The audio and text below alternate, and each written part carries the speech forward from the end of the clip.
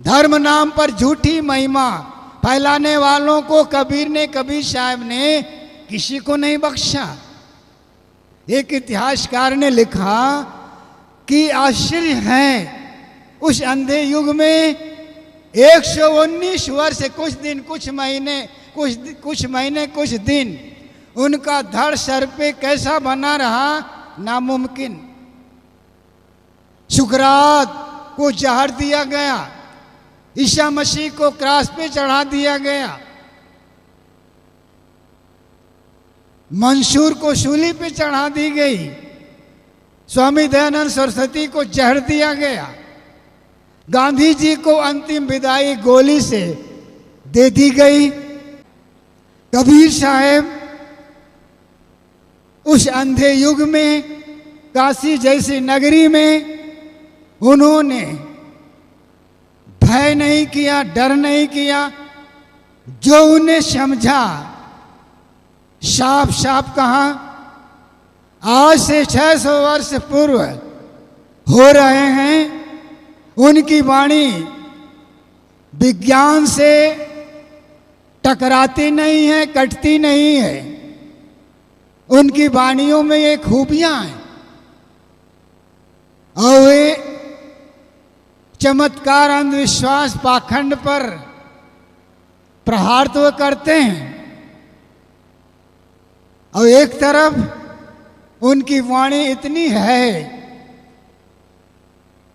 मन मस्त हुआ फिर क्यों बोले, हमन है इश्क मस्ताना, हमन को क्या होशियारी क्या। उनकी वाणी एक तरफ आग की चिंगारी है और अंधविश्वास और पाखंड पर शीतलता की फुहारा भी है। अजीब है, उन महापुरुषों की ये दो धारा फूट पड़ती हैं और उन्हें सहन नहीं होता है जहां अंधविश्वास और चमत्कार, पाखंड पर अगर कोई आज कोई कहता हो। वैसे कबीर साहब आज से 600 वर्ष जो उनके लिए जो प्रासंगिक था, आज भी वही प्रासंगिक है। आश्चर्य यह है, आज भी एक लोटा जल और सब समस्या का हल आज भी है। देवी देवता, भूत प्रेत, मरी मशान, जिंद चुड़ैल, शकुन अपशकुन, टोना टोटका, लगन मुहूर्त, इस चमत्कार पर उन्होंने खुल करके कहा, काहू के बचने पूरे काहू करा माती, मान बढ़ाई ले रहे हिंदू तुर्क और जाति, बात ब्योत आसमान की मुद्दत निरानी, बहुत खुदी दिल राखते बूढ़े बिन पानी, कहें कबीर काशो कहो सकलो जग अंधा। कबीर साहब निर्भीक होकर के वो कहते हैं, संतों देखत जग बौराना, साच कहो तो मारण धावे झूठे जग पदियाना, भूला बेया मकना दाना जिन हरदम रामाई ना जाना, पाड़े बूझ पियो तुम पानी, संतों पाड़े निपुण कसाई, बकरा मारी भैंसा पर धावे दिल में दर्द आई। देवी और देवता भगवान के नाम पर बलि और कुर्बानी उस अंधे युग में चल रहे थे, उस पर उन्होंने निर्मम होकर के प्रहार किया। एक इतिहासकार ने लिखा कि उस अंधे युग में जहां इस्लाम का शासन है, इधर मुल्ला और पंडितों का धार्मिक दबदबा है।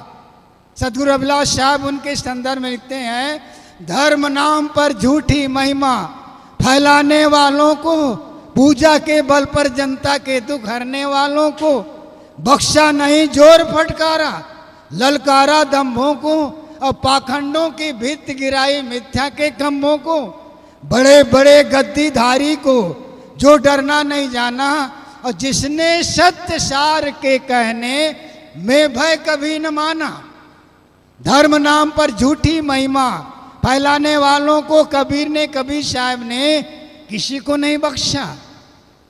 एक इतिहासकार ने लिखा कि आश्चर्य है, उस अंधे युग में 119 वर्ष कुछ दिन कुछ महीने कुछ दिन उनका धड़ सर पे कैसा बना रहा, नामुमकिन। सुकरात को जहर दिया गया, ईसा मसीह को क्रॉस पे चढ़ा दिया गया, मंसूर को सूली पे चढ़ा दी गई, स्वामी दयानंद सरस्वती को जहर दिया गया, गांधी जी को अंतिम विदाई गोली से दे दी गई। कबीर साहब उस अंधे युग में प्रहार किस प्रकार वे करते हैं। जहां पाखंड है धर्म के नाम पर, वे बेमुरव्वत वे प्रहार करते हैं, और जहां धर्म की चर्चा होती है कितने उनका धर्म का जो साफ है, मानवता उनका धर्म है, सदाचार उनका धर्म है। इसीलिए भारतीय विद्वानों ने, भारतीय साहित्यकारों ने कबीर साहब की भूरी भूरी प्रशंसा की है, और उस काल में भी संतों ने भी कबीर साहब की प्रशंसा की है। वास्तविकता पर उन्होंने दिग्दर्शन भी कराए। गरीबदास जी महाराज लिखते हैं, 5 बरस के जब भय काशी माज कबीर, गरीब दास अजब कला ज्ञान ध्यान गुणशीर। दास कबीर, कबीर का चेला, दास गरीब कबीर का चेहरा, और सतलोक अमरपुर डेरा। गागरोनगढ़ के राजा पीपा जी लिखते हैं, जो कल माही कबीर न होते, तौलो वेद और कलयुग मिलकर भक्ति रसातल देते। अगर कली काल में अगर कबीर न होते, कितना उन्होंने कह रहे हैं, अगर कली काल में अगर कबीर न होते तो वेद और कलयुग मिल करके भक्ति को रसातल पहुंचा देते। और वे लिखते हैं, जो भी मुझे मिला कबीर से मिला। नाभादास जी महाराज लिखते हैं, उनकी 6 पंक्ति कबीर पंथी, उससे ज़्यादा क्या उसकी महिमा और उनके व्यक्तित्व को उभारा जा सकता है। उन्होंने कहा है 6 पंक्ति में कि कबीर कान राखे नए, वर्ण आश्रम सर दर्शनी, भक्ति विमुख जो धर्म ताय अधर्म कर गायो, योग यज्ञ व्रत दान भजन में तुक्ष दिखायो, हिंदू तुरुक प्रमाण रमैनी शब्दी साखी, पक्षपात नहीं बचन समय के हित की भाकी, अड़ुर दशा हो जगत पर मुख देखी नाहिन भनी। कबीर ने किसी की कानी मर्यादा नहीं रखी, वर्ण आश्रम और सरदर्शनियों की। और अंत में वो कहते हैं कि वो मुख देखी बात वो नहीं कहे, जो कहा निष्पक्ष कहा। अकबर कालीन एक महान इतिहासक भी हुए हैं अबुल फजल आलामी, उनकी प्रसिद्ध पुस्तक है आईन अकबरी। उन्होंने कबीर साहब के संदर्भ में उनके विषय में 2 जगह उल्लेख किया है, और ये महत्वपूर्ण है। उन्होंने कहा है, कोई कहते हैं कबीर एक मुहाइद है, एक आत्मवादी।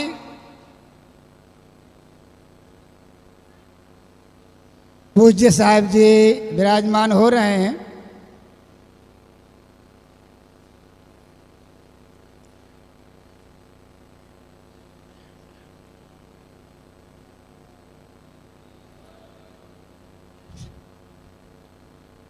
बोलिए सतगुरु कबीर साहिब की, सतगुरु अभिलाष साहिब की, सतगुरु राम सूरत साहिब की, संत समाज की जय। आप सब बिना हल्ला किए, बिना आवाज़ दिए अपनी जगह शांतिपूर्वक बैठ जाएं। जिनकी प्रतीक्षा हम लोग कर रहे थे, वो प्रतीक्षा की घड़ी यहाँ पूरी हो गई है।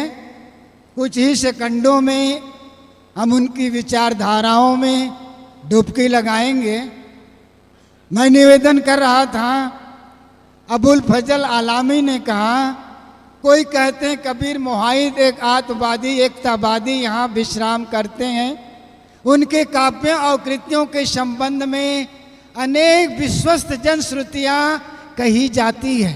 जब उनकी मृत्यु हुई तो हिंदू ब्राह्मण जलाना चाहते हैं, मुसलमान गाड़ना चाहते हैं। आज तक इतिहास में ऐसा कहीं मिला है जिनके निधन के बाद हिंदू कह रहे हो कि ये हमारा गुरु है और मुसलमान ये कह रहे हो ये हमारा पीर है?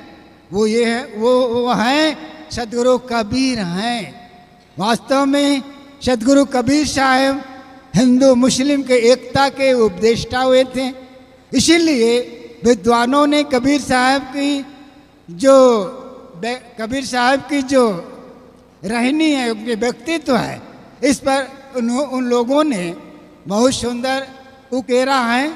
डॉक्टर हजारी प्रसाद द्विवेदी तो लिखते हैं, भाषा पर कबीर का जबरदस्त अधिकार था। वे वाणी के डिक्टेटर थे।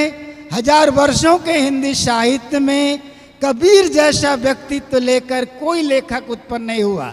कबीर युगा अवतार और विश्वास लेकर पैदा हुए थे।